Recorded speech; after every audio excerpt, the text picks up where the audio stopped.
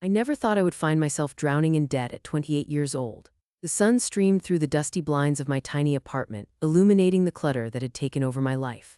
Empty takeout containers were sprawled across the table like a bad imitation of a forgotten banquet.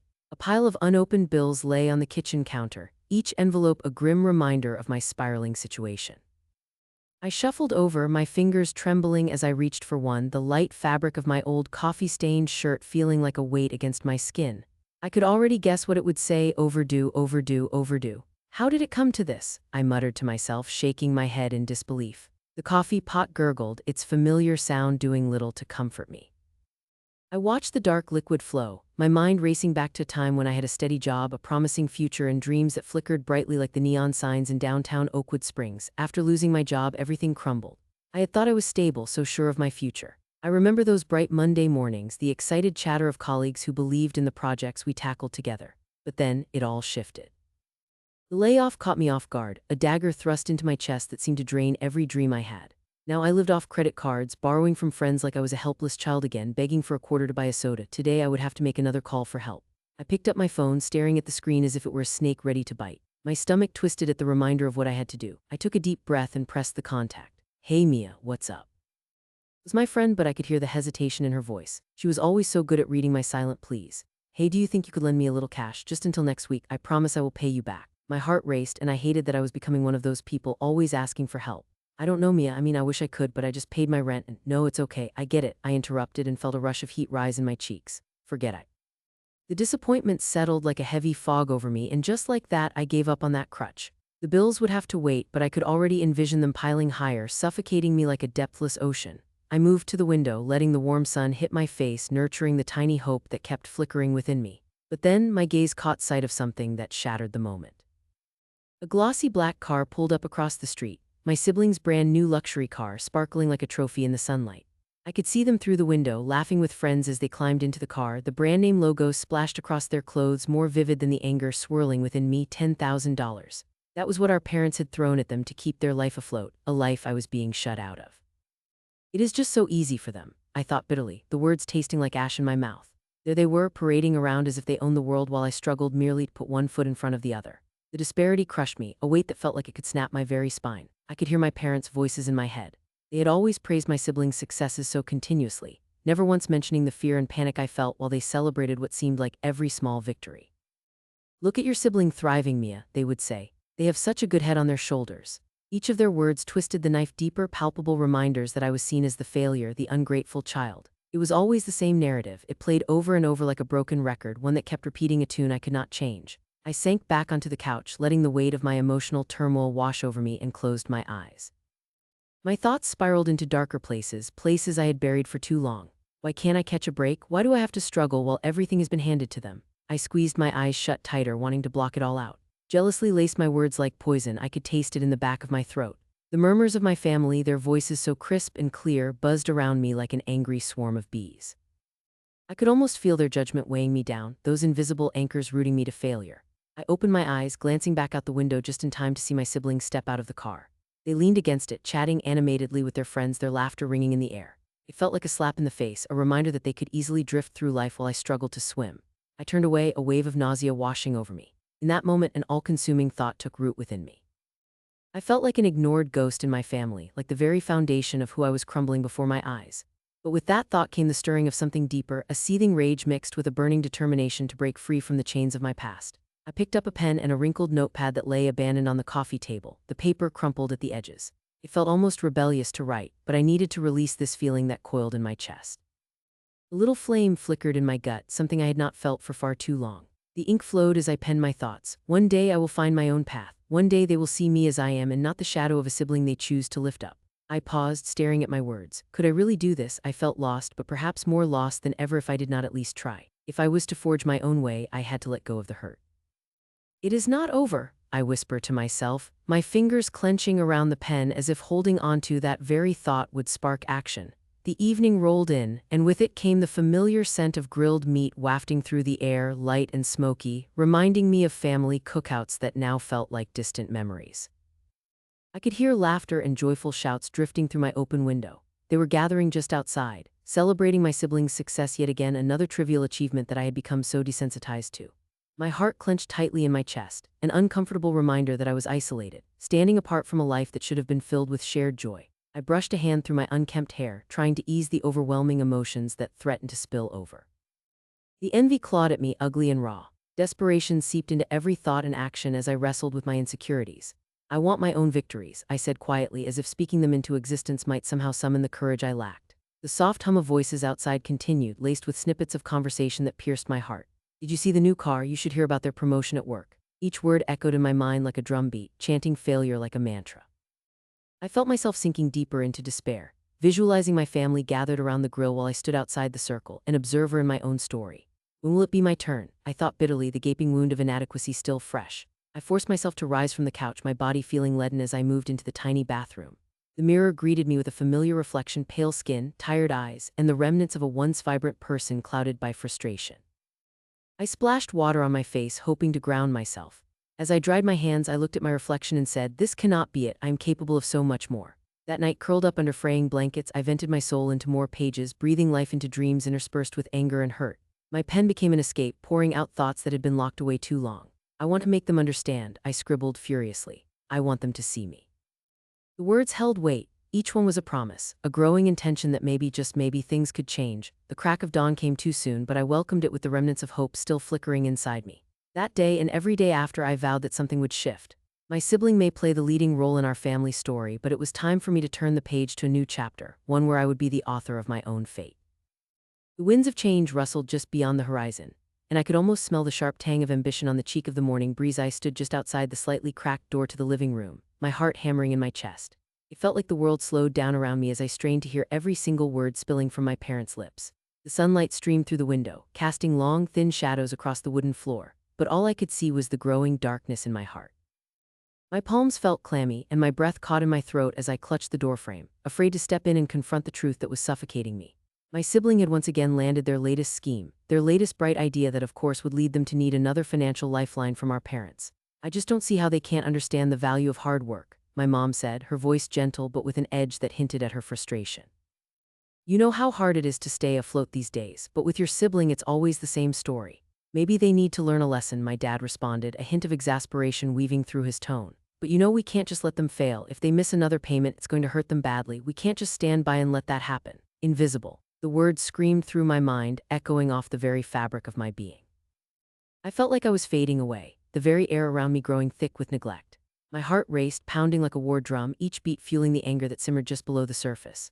Earlier in the day, I had painstakingly balanced every single bill, searching for even the faintest glimmer of hope in the mountain of debt I was drowning in. All I needed was a little support, a voice from my parents that acknowledged my struggles. But instead I was earless, no one listening to my silent cries. My hand tightened around the door frame, and I bit down hard on my lips, fighting the tears that threatened to spill over. It was one of those moments where the truth cut deeper than a knife. And for the first time, the realization struck me that my sibling was the pampered child, the golden child, and I was relegated to the role of the invisible shadow. "You're right," my mom murmured, her voice turning softer, laced with compassion, "but they're still learning. It's not easy for them to see the bigger picture. We have to be patient. Remember how we were when we started out? It took time for us to find our footing." My teeth ground together. I could feel the primal fury igniting within me like wildfire. The further they went, the more entitled my sibling appeared in my mind, the more strained my own history felt, soaked in silent endurance and sacrifice. My parents didn't know about the countless late nights I stayed at work, the extra shifts I took just to make ends meet. They didn't know about the unpaid bills piling up on the table, or the cold dinners consumed with the flicker of a lone candle as I crunched numbers and prayed for some reprieve. And there they sat, always willing to lend a hand to the prodigal child. My anger boiled over, bubbling up until I could no longer contain it. I pushed the door wide open and walked straight in, my heart pounding like a chaotic drumbeat, drowning out the harmony of the sunlight and laughter that filled the air. "Really? This is ridiculous," I exclaimed, my voice sharp as shards of glass. Startled, my parents turned toward me, their eyes widening in surprise. My mom's mouth fell slightly open and my dad's brow knitted together in confusion. "Mia," my mother asked, her tone a strange mix of concern and uncertainty, as if she were bracing for a storm. "Pretend you don't know what I mean. How much longer do you think it is going to last? What kind of lesson are you trying to teach them? You are just throwing money at them like a lifeline while I drown over here." My voice wavered, but I held my ground, shock and disbelief fueling my conviction. "Mia, we were just talking, is that what you call it?" I retorted, taking a step closer, my chest heaving with indignation. "I work my fingers to the bone for everything I have, and you sit here calling my sibling the golden child like it is your favorite nickname. Do you even consider me the daughter you want to help?" My dad shook his head slowly, brows arching high with a mix of disappointment and concern. Mia, it is not that simple. You know that your sibling is what? A mess that you created, throwing money like it comes from an endless fountain? It only seems like it is there for them. You both are so busy wrapping them in bubble wrap that you completely ignore that I'm out here trying to survive and no one cares. I could see the glimmer of hurt flash across my mother's eyes, and a part of me writhed with guilt, but it was buried under the weight of all the pent-up emotions clawing at my insides. Sweetheart, that's not true, my mom pressed gently, her voice trembling a little, almost like she was trying to reach me through a thick fog. We love you, we're just trying to what? Play favorites, trying to extinguish my fire while you fan theirs.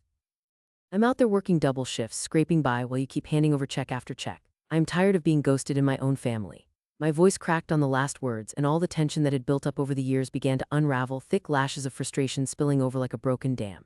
It's not favoritism, my dad said firmly, but there was a hint of uncertainty now, a note that suggested he too had begun questioning things. You know your sibling is dealing with their issues. We have always tried to give everyone a fair chance. My throat tightened as I felt the tears prick at the corners of my eyes, threatening to spill over with each righteous word. Fair chance? I'm the one left with the scraps. I am not asking for much, just a little acknowledgement. How could you not see what you're doing to me? You think it doesn't hurt when you call them golden, when you throw me aside as if I am too much trouble. I did not mean it that way, my mom urged, stepping forward. Mia, please listen, you are our daughter, but your sibling needs us now. Yeah, because you made it that way, I shouted, letting the hurt spill out like an avalanche. You both pamper them like a spoiled child while I navigate this impossible world on my own. You say you love me, but everything you do screams the opposite. My father's face hardened, a wall going up as he crossed his arms defensively. This conversation is getting out of hand, Mia. You are taking this too far. You don't understand how hard we have worked to provide for you both. We have done our best. I just wanted you to see me. I shattered, my voice breaking as the pain flooded out, carrying with it the anguish of years of being unseen. I managed to channel it all into just a few words. Instead, I feel like a ghost in my own home. Silence fell like a heavy curtain around us, suffocating and thick. The sunlight that had streamed through the window seemed to dim, casting an eerie twilight in the space we shared. My parents exchanged glances, and I could see the cracks appearing in the veneer of their composure, shadows of doubt creeping into their expressions. I took a sharp breath, longing for them to break the silence, to reach out and tell me I mattered, but instead I felt the divide widening, the gap solidifying as their shoulders squared. This isn't how you should talk to us, my father finally said, his tone firm. I felt the heat of frustration bubble back up, but beneath that a cold chill of despair began to seep through. It was a choice, either continue this fight or retreat back into the shadows where I had become so comfortable yet so painfully invisible. I glanced at my parents, their faces unreadable as I wrestled with my options. I had tried being the good daughter, the understanding sibling, but nothing had changed. The rage flared, and I knew right then that I could no longer remain silent. I will not let you lull me into silence again. If this is how you wish to carry on, then so be it. Just remember that I am out here fighting my own battle, and if being seen means causing a scene, then so be it, I declared, letting the weight of my defiance wash over me. You think you are supporting them, but you are only perpetuating a cycle, and I refuse to be just a footnote in our family's story. With that, I turned and stormed out, each footstep echoing my resolve. Behind me, I could hear the sound of my parents grappling with the fallout of my words. The door slammed shut behind me, sealing in the silence, the air leaving a taut, chilling absence of words that needed to be spoken. As I stepped out into the crisp evening air, every inhalation felt like a fire igniting within me. I could no longer just sit aside, watching my sibling float down a river of comfort while I fought rapids without a life vest. This was just the beginning. The weight of the injustice would no longer haunt me in silence. The storm of determination flooded through me. They would no longer ignore the struggles I faced or the pain they unknowingly inflicted upon me. I had to make sure my voice was finally heard. I stood at the edge of my bed, the sunlight spilling through the curtains like an unwelcome reminder of the world outside my self-imposed prison. The sheets were rumpled, much like my thoughts, a chaotic swirl of anger and excitement. As I paced around the small room, all I could think about was the perfect plan forming in the depths of my mind. Each step resonated with a determination I had never experienced before. It felt as if I was finally taking control of my life, a life that had been overshadowed by my siblings' glittering facade. My fingers brushed against the desk, where papers, bills, and a half-hearted notebook lay scattered. Each item represented a part of the jigsaw puzzle I was piecing together, a stark representation of deception and betrayal. I had always been the sibling in the background, the one who supported yet was never truly seen. Watching my sibling live in a whirlwind of splendor, designer clothes, extravagant parties, and a lifestyle funded by staggering credit card debts had become unbearable. $15,000, I repeated the figure to myself, incredulity lacing my tone. How could they live with such a staggering amount of debt while deceiving our parents into believing they were thriving? They can't keep hiding it forever, I muttered, the thrill of the hunt coursing through my veins. The day I stumbled upon those financial documents, dropped haphazardly on the dining room table as I returned from an errand, was a pivotal moment. I had decided to investigate further, to dig deeper into the financial chaos my sibling navigated. The thrill of unearthing the truth was exhilarating, a treasure hunt of vindication that had transformed my earlier feelings of resentment into something powerful. With every receipt and bank statement, the pieces of my siblings' masquerade life began to unfold before me, revealing the cracks in their carefully constructed world. How could you be so careless? I whispered to no one in particular, a bitter smile playing on my lips. Mom and Dad deserve to know the truth. The image of my parents' faces twisted in shock filled me with a rush of adrenaline. Would Mom's brow crease in disbelief? Would Dad's stern expression shatter into confusion? I imagined the moment they recognized the lies behind my siblings' life, how sweet that moment would be. My heart raced and adrenaline pulsed through me. This wasn't merely about repayment. It was about reclaiming my own dignity, about no longer being the overlooked sibling. When my phone buzzed with a message from my sibling, I felt a surge of giddiness. "Hey, did you see the latest photos from the party?" they wrote, oblivious to the storm brewing in my mind. My fingers hovered over the keyboard, a flare of rage and wicked joy flickering within me. How could they flaunt such an extravagant lifestyle, unaware that the foundation of their glamour was crumbling beneath? "Yeah, I saw them," I responded, my heart drumming in my chest. "Looks like you had fun." Their response came quicker than expected. "You should have been there next time, right?" I let out a dry chuckle, imagining myself at those parties, suffocated by the fakeness that permeated every corner of my sibling's life. "Definitely, maybe I'll make it to the next one." My stomach twisted with conflicting emotions, a mixture of anger, expectance, and a tinge of regret. As the day unfolded, I found myself scrolling through social media feeds filled with curated images of glitz and glamour, my sibling effortlessly asserting a narrative of success and happiness. Friends commenting on their extravagance while I knew the truth weighed heavily in my heart. "Just a few more weeks," I whispered to myself like a mantra, as if the very act of saying it out loud would solidify my resolve. At the bottom of my inbox was a message titled April Spending Review. It was an update from my siblings' bank, an unexpected stroke of luck. I quickly opened it, heart pounding in anticipation as the words blinked across the screen. The expenditures detailed in neat rows bled into my thoughts. "So many shoes, so many nights out," I read silently, eyes narrowing. "These aren't just date nights, they're a cover for something much deeper. Caffeine, luxury dining, a mind-boggling collection of shoes," I mused, excitement bubbling within me like carbonated soda. "This is it, this is how I can finally show the real picture." My mind raced with ideas, weaving the latest findings into my plan. My inner voice whispered, "You have the power now." The very next day, I pulled out my journal and began writing notes, mapping out each dollar spent and every choice made. The kitchen was quiet, and I could hear the faint buzz of a fly somewhere in the distance, matching the pulse of my excitement. I felt unstoppable, breathing deeply as I let my imagination paint the grand picture. "What if I create an event?" I scribbled, the ink flowing rapidly across the pages. "A family gathering where everyone will be present, that's when I'll reveal it, they'll see." Later that night, I confronted them casually during dinner. "So any plans for the weekend? Maybe we could all gather, have a fun family night?" I asked, feigning sincerity as I dished up mashed potatoes. Their eyes lit up at the idea, a flurry of excitement igniting the air around us. "Sounds great, just a nice chill time together," my sibling replied, swallowing a mound of mashed potatoes, their enthusiasm unwavering. "What do you have in mind?" "Oh, just some games, maybe order some pizza, we should all be together." I bit my lip, trying to hide the grin threatening to spread across my face. Deep down, I relished the thought of unveiling the real story behind my siblings' glamorous lifestyle, the very reason they sprawled so comfortably in their plush cushion of deception. As I lay in bed that night, the room cloaked in shadows, sleep eluded me, anticipation buzzing like a live wire in my chest, drowning out the lingering voice that whispered this was wrong. Questions ricocheted through my mind. Was I ready for this? How would they react? Was it worth the possible fallout? Each question, tinged with doubt, was swiftly scavenged by the intoxicating thrill of the plan that loomed ever closer. In the days leading to the family gathering, I meticulously crafted presentation boards filled with a visual representation of the recent financial findings. I found myself drawing charts and infographics illustrated with vibrant colors and bold fonts. I could see it vividly in my mind's eye. My parents entering the room, oblivious of the turmoil soon to unfold, and the moment they would bear witness to the truth, all the pieces connecting into one glaring whole. When the weekend finally arrived, my heart raced furiously as I set the stage. I paced back and forth, arranging pizza boxes on the dining table, a facade of normalcy that would soon be shattered as the truth came to light. Laughter echoed in the kitchen as my parents shared stories from the week, their eyes twinkling with familial affection. I could barely keep the grin off my face as my sibling entered, brimming with unearned confidence, blissfully unaware of the storm brewing just beneath the surface. "Ready for a fun night?" they crowed, plopping down with a heap of enthusiasm while my insides screamed to reveal everything that had been hidden. "Absolutely." I replied, the faux cheer in my voice a stark contrast to the intentions lurking within. The evening wore on with laughter, snacks, and games, every second carefully choreographed to build suspense to heighten the apparent joy. My parents were in full swing, and I could see the pride written across their faces as they relished in the togetherness of family. They had no inkling of what was soon to come. I held the truth tightly, a loaded spring coiled with anticipation. The time neared to unveil the puzzle I had painstakingly put together. I took a deep breath once everyone's plates were cleared, their expressions blissfully oblivious yet full of warmth. So I have something slightly different planned for tonight, something important that I think we should all discuss. I felt the air shift, electricity crackling around us, and my siblings' laughter dimmed as confusion washed over their features. "What's that?" they asked, genuine concern replacing the nonchalance from earlier.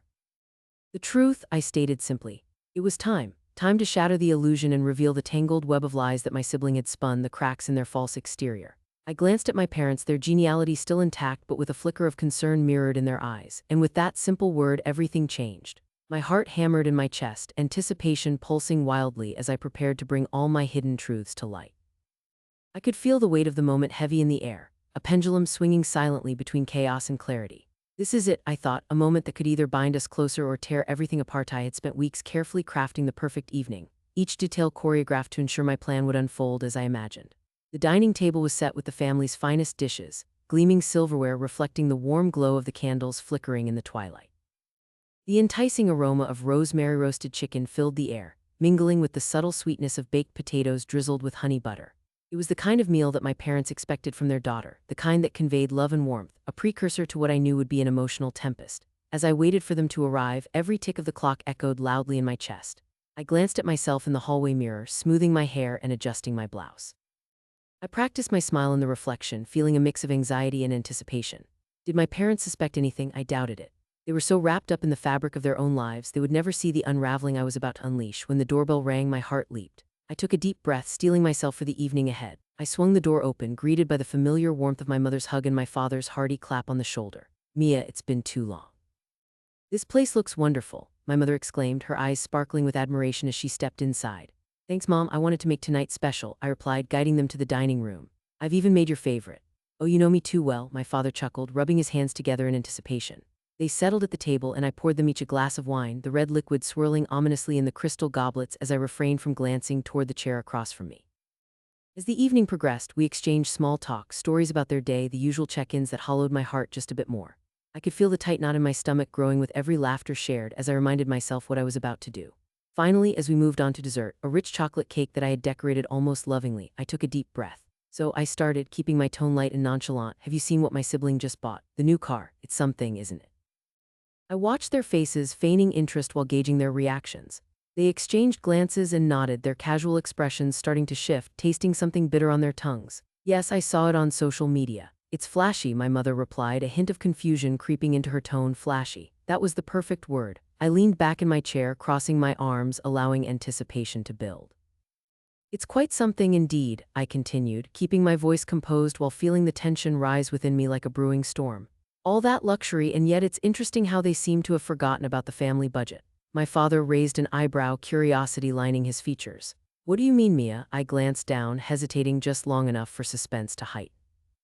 "Well," I started slowly, "it is ironic they flaunt a new car when just last month I heard they were struggling to pay their rent. I mean, how can you justify a luxury while your basic needs go unmet?" "What are you talking about?" my mother blurted, confusion blaring like an alarm. "That can't be right." A wicked thrill shot through me and I fed off their disbelief. "Oh, it is right. You remember that business they had, the one that failed."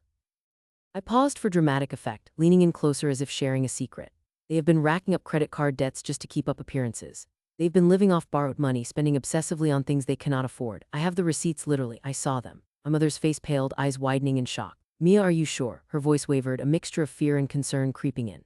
"Absolutely," I assured her, my voice steady yet laced with the satisfaction of unveiling the truth. "I thought they'd be more responsible, especially knowing how much pressure they put on you and Dad for support. It's almost cruel, isn't it?" My father slammed his fist on the table, the clatter of silverware ringing in the dining room like a warning bell. "Are you serious right now?" he demanded, the shock morphing into outrage. "How could they, after everything we've done for them?" The room turned electric, the tension thickening ominously. I could hardly contain my glee. "It's true. You should see the debt pile up, and they keep asking you for money without ever considering the burden it places on this family. It's appalling." The color drained from my father's face as the realization struck him like a bolt of lightning. He looked at my mother, whose features mirrored his horror. "Why didn't they tell us?" she asked, her voice almost breaking, eyes darting like a frightened animal. "Because they don't feel that they have to. They think they can rely on you both for as long as they want without regard for the truth," I replied, feeling a surge of power emanating from positioning myself as the harbinger of this revelation. I had made my point. It was now only a matter of time before they acted. I watched as they exchanged conversations laced with disbelief and anger, their world beginning to shatter. My heart raced, feeling almost lightheaded with satisfaction as I drank in the spectacle of their shock. I could see the gears turning, the dawning realization grappling with the pain of betrayal. This was the moment I had anticipated for so long. Do we even know how deep this goes? My father's voice came out, trembling with uncertainty. I mean, how could they do this to us? My mother, tears brimming in her eyes, sniffed pathetically. They must be scared. I can't believe they would hide this from us. She looked up, her tone suddenly stern. We need to confront them. Yes, I agreed, my voice steady but laced with malicious satisfaction. They need to know the truth. They can't keep living a lie, especially at your expense. The tension shifted, morphing into a more palpable energy. I felt an insidious rush as we steered towards our common goal, exposing the truth my sibling believed they could keep hidden forever. My mind painted vivid pictures of the confrontation, how I would stand back while my parents challenged them, how they would squirm under the weight of their indiscretions. Before long, the conversation shifted again, this time a storm brewing behind my parents' faces. Have you talked to them recently? My father asked, pacing the back of his mind as if searching for the right words. Not in a while, just sporadic messages, I responded, keeping my tone detached while inwardly relishing the moment. I think they know I have been back the past few weeks and found out what they've been up to from mutual acquaintances. Maybe that's why they've been distant, maybe they fear the truth is about to catch up with them. It's time. We can't let this go, my mother insisted, her fire flickering back to life. This ends now. Watching their resolve was intoxicating. I reveled in the unfolding drama, each word igniting sparks of excitement within me.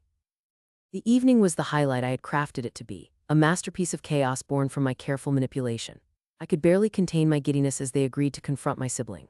The memory of their shocked faces, their disbelief morphing into righteous indignation, it was an achievement I had worked hard to orchestrate.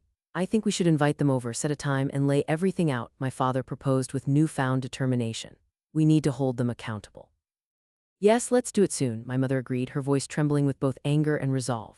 I can't believe we've let this go on for so long. My heart danced as they plotted the confrontation, their sense of betrayal echoing my own feelings. The lines were drawn, the stage was set. I had urged this moment into existence, a culmination of festering resentment culminating in a whirlwind of fury. I would stand back and watch as they sliced through the illusion my sibling had spun. As the evening came to a close, and with my parents engaged in a heated discussion about the best way to address my sibling, I cleaned up the table, an air of triumph hanging above me like the aroma of the half-eaten cake. I could hardly wait to see how the drama would unfold in the coming days. Life would not be the same after this. There was a reckoning on the horizon, and I had orchestrated it all. I reveled in my achievement, knowing that this was only the beginning. The curtains had lifted on my sibling's grand charade, and I would be there to witness every devastating moment. Revenge had become the sweetest satisfaction, and I relished every crumb of it. The air was thick with the scent of fresh rain, remnants of a distant storm that had swept through Oakwood Springs only hours earlier. As I stepped onto the porch, I inhaled deeply, savoring the petrichor, the earthy aroma that reminds you of past whispers of bygone storms. I felt light, lighter than I had in years, like a cloud had finally drifted away from the sun, letting its warm rays envelop me. I could hardly believe what had just unfolded inside my home. For too long I had carried the weight of unacknowledged sacrifices, but now my parents' recognition of my struggles had melted the chains that bound me. Suddenly I wasn't just their daughter, but someone valuable, someone deserving of love and respect. Can you believe this? I asked, my voice almost giddy as I turned towards my parents, who stood in the living room, the glow of soft electric light framing their faces. They had been discussing my sibling before their involvement in whatever chaos had unraveled him, probably how he had flaunted his way through life, treating my parents' love like a revolving door. Now all that noise felt distant, almost exaggerated in the context of my newfound reality. My mom's gaze was intense as she stepped forward, her eyes searching mine for sincerity. We finally understand everything you've given up for us. It was never fair to you, and I'm sorry we didn't see it sooner, Mia. Her voice cracked slightly, heavy with emotion. For a moment, I felt a flicker of sadness within me. This was the apology I had waited for, but it had taken so long to arrive. I just wanted to make you proud, I replied, the lump in my throat swelling with each word. I did everything I could to help. My dad nodded, his brow furrowed with worry, and I could see the remorse etched into his features. You have been the backbone of this family, Mia. We realize now how unjust it was that we turned a blind eye to your struggles while focusing our efforts on. He hesitated, casting a glance toward the hall that led to my sibling's empty room. On your brother. A shiver of satisfaction washed over me. You're right. He walked all over us without a care in the world, while I was the one picking up the pieces, trying to make everything right. You were never second best, my mom insisted, her hands now clasped tightly as if holding on to her regret. You deserve every bit of support we can provide. Thank you, I whispered, feeling my heart swell. For the first time in what felt like an eternity, their words came like a balm to my wounds, healing years of hurt. It was then that I noticed the little details, the way my dad's hands trembled slightly when they reached out to clasp mine, the brightening of my mom's eyes as she beamed with pride. We talked to the bank today, my father continued, his tone taking on an air of seriousness. We can help you settle your debts next week. It's time you stood on your own 2 feet without the burden of those loans weighing you down. Speechless, I felt a heat rise in my chest. Supporting myself had become such a part of who I was that I hadn't stopped to consider what it might feel like to have a safety net. Meet us halfway and we will help you recover, my mother added, stepping closer, her voice gentle, almost pleading. Just tell us what you need. And there it was, the light I had waited for. I turned to look at the family photos hanging on the wall, images from happier times, moments I had tried to preserve in my heart. They were electric and vibrant suddenly, glowing with possibilities. Honestly, I could really use a few months of time to regroup, I said, my eyes flicked back up to meet theirs. Some breathing room, everything has been suffocating me for far too long. Whatever you need, Mia, we will make it happen, my father reassured me, the conviction in his voice making it all feel real. In that moment, I felt both encouraged and emboldened. I could turn my life around without constantly worrying if my family would abandon me when I stumbled. And what about? I hesitated. I hated how my voice wavered slightly. What about my brother? The silence stretched between us like a heavy curtain. My heart quickened at the thought. Would they turn a blind eye again? Would all their promises dissolve into the same neglect I had faced before? He must learn, my mother declared bluntly, her voice steady, making it clear she had no intention of repeating past mistakes. He has to understand the consequences of his choices, no more favors. It is time he faces the truth. My father's sharp nod confirmed her. Yes, Mia, he has used our love like a crutch for too long. The life he built was based on manipulation, and now he must deal with the fallout. We won't bail him out this time. A flood of delight overtook me, and for the first time I found myself watching them with a sense of awe. I had fought hard for this moment, and now it was a spectacle I could bask in. I felt my lips curve into a smile, a smug sense of justice pushing its way through that thick cloud of lingering bitterness. Will he come crawling back, begging for forgiveness? I wondered aloud, letting the words dance in the space between us. I would not be surprised, my father mused, an edge of determination glimmering in his eyes. But why should we accept him back so readily? Exactly, I exclaimed, feeling a thrill run up my spine. He always thought he was the favorite, the star of the show. Now he will get to experience the reality of being on the outside looking in. Goodness, what a delicious thought. Life has a way of balancing things out, doesn't it? My mother remarked softly, a tone of satisfaction creeping into her words. I leaned back against the wall, allowing myself to drift in the beautiful sense of clarity. I had worried what these weeks would mean for me. Would I remain stuck in the shadows of my siblings' past transgressions? But now, the narrative had entirely shifted. Let him see what it is like to navigate the world without our help, my father affirmed, crossing his arms over his chest. If he truly cares about this family, he will prove it. Exactly, I echoed, each word steeped in triumph. I want him to experience what I felt, standing there with my hands grasping for approval, only to find that my sacrifices were taken for granted.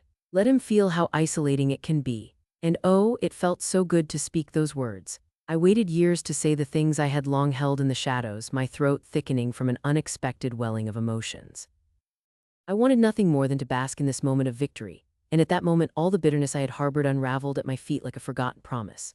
Let's celebrate your victory, my mom suggested suddenly, the glimmer of excitement returning to her eyes. I shifted in place, the realization flickering to life. Had I actually achieved victory? The thought sent a ripple of warmth through my heart. I caught my father's gaze, and in that instant we both knew we were on the precipice of something new.